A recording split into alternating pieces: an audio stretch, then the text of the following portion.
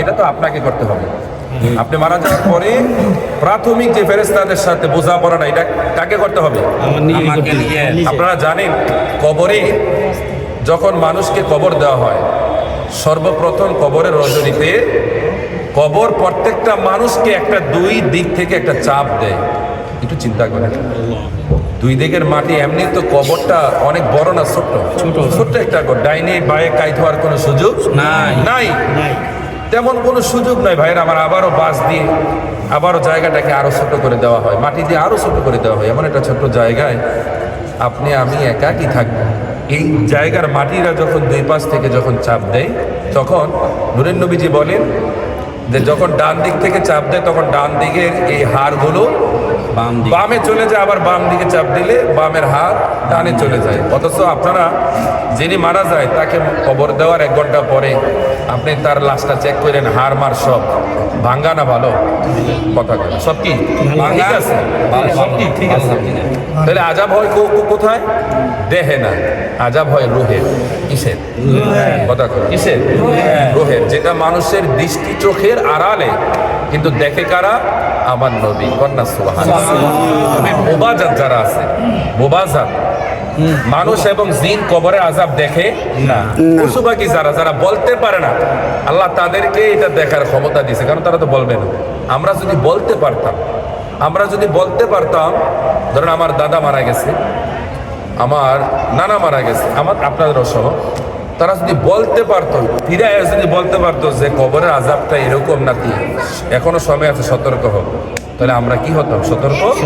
যে মারা যায় সে তো আর তার অবস্থার কথা আমাদেরকে বলতে পারে না। সর্বশেষ কথা, আল্লাহর একজন নবী ছিলেন যার নাম হযরত ইলিয়াস আলাইহিস সালাতু ওয়াস সালাম। কন্যা সুবহানাল্লাহ। এবং আরেকজন পয়গম্বর ছিলেন হযরত ইয়াহইয়া আলাইহিস সালাতু ওয়াস সালাম। কি নাম? ইয়াহইয়া আলাইহিস সালাতু ওয়াস সালাম, যিনি মালাকুল মউত আজরাইলের সাথে বন্ধুত্ব করে জান্নাতে ঢুকছে আর বাইরে হয়নি। কন্যা সুবহানাল্লাহ।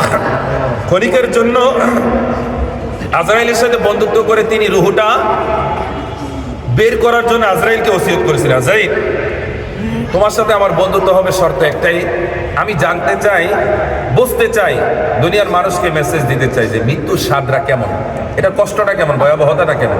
তখন খেয়াল করে, তখন মালাকুল মউত বলতেছে, হুজুর আপনার সাথে বন্ধুত্ব হবে, এটা তো আমার জন্য সবচেয়ে সৌভাগ্য, তবে হ্যাঁ আমার রুহ নেওয়ার ক্ষমতা আছে, দেওয়ার কোনো ক্ষমতা নাই। আমি নিতে পারবো, আপনার ভিতরে আর প্রবেশ করানোর কোনো ক্ষমতা নাই।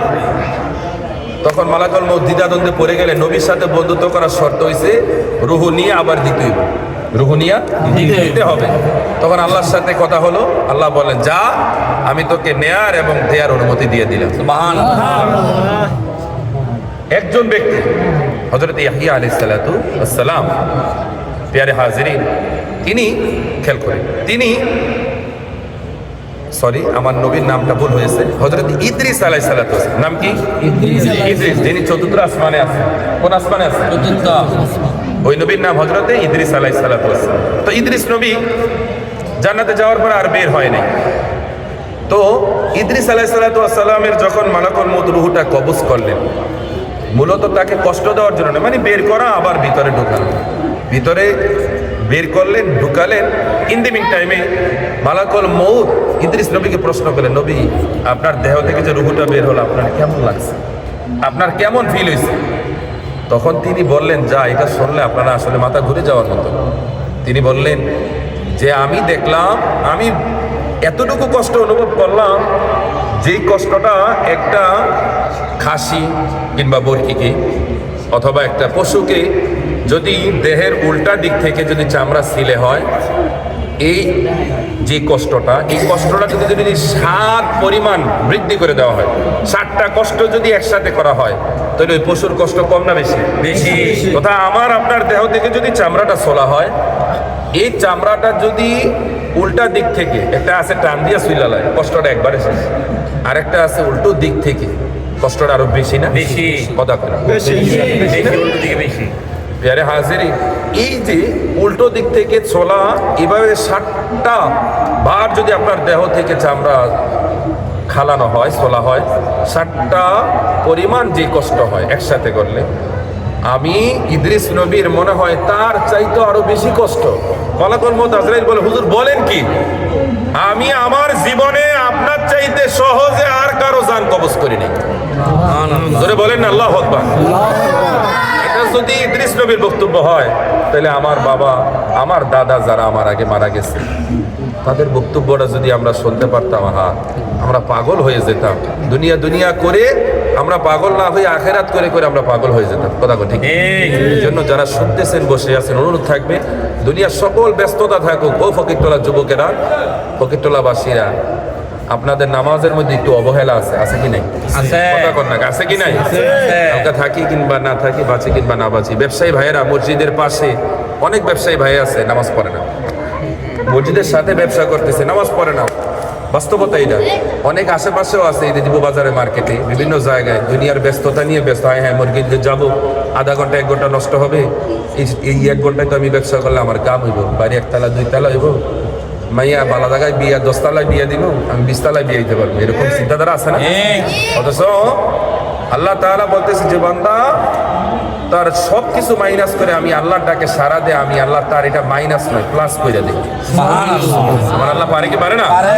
অনুরোধ থাকবে, শত ব্যস্ততায় যারা আমরা 5 ওয়াক্ত নামাজ পড়বো।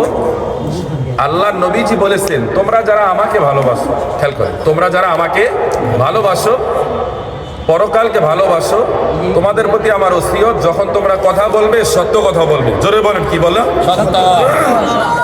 যেটা ব্যবসায়ী ভাইদের জন্য আমল করাটা অনেক সহজ না কঠিন? কঠিন। কথা কয় না, সহজ না কঠিন?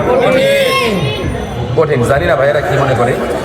তারপর বলতেছে, যখন তোমরা কারো জিনিস আমানত, তোমরা তোমাদের সর্বোচ্চটা দিয়ে তোমরা তোমাদের আমানত রক্ষা করবে, খেয়ানত খেয়ানত করবে না। নবীজি বললেন, তোমরা দুনিয়া চিন্তা করে আখেরাত ভুলে যেও না। আখেরাতের স্মরণ দরকার আছে কি নাই? জোরে বলেন না, আছে কি নাই? নবীজি বলেন যে বান্দা যিকরুল আম্বিয়া মিনাল ইবাদা, আম্বিয়াদের জিকির করা ইবাদত, ওয়া যিকরুস সালিহিন কাফারা, নেককার বান্দাদের জিকির করা গুনাহের কাফারা, ওয়া যিকরুল মাউতিস সাদাকা, আর মরণের কথা স্মরণ করলে আল্লাহ দান সদকার সওয়াব দেন, ওয়া যিকরুল কবরি করিবুকুম মিনাল জান্নাহ, যে বান্দা কবরের কথা স্মরণ করে আল্লাহ তার এই কবরের স্মরণ তাকে জান্নাত পর্যন্ত পৌঁছে দেয়। সুবহানাল্লাহ।